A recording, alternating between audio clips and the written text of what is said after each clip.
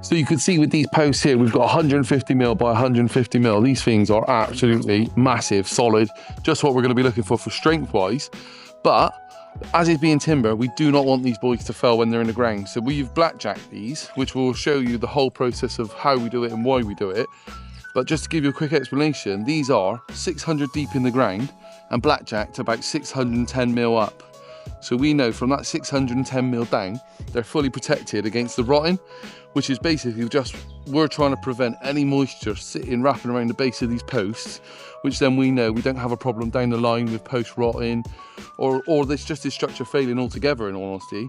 And these posts are tannalised treated, but it doesn't matter if we then blackjack over the top of them. We've sort of gone like belt and braces and just gone on top double as much as we can. So we'll show you the whole process of why we do this on the posts, actually using a post to show you. So this is already pre-sanded softwood post we have worked on. We've sanded it all down.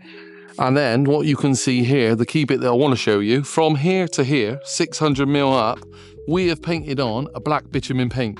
So this black bitumen paint protects this post, just gives us that extra bit of life.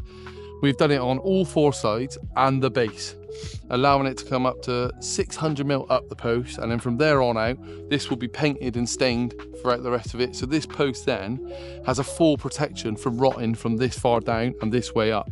You can see on here as well, this is a softwood tannalised timber post, but if you look closely, there's all these tiny little grooves, and this is when it's back at the sawmill all being cut up.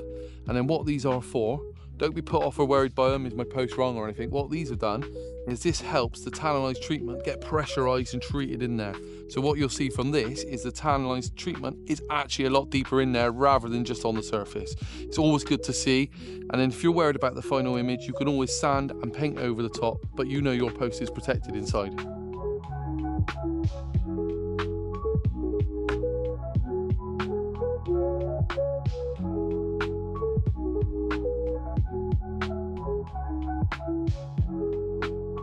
So this is what we're going to be using to concrete the post in. This in front of me here, this is a 14 mil to dust, and then we use this at the ratio of 4:1 along with our cement.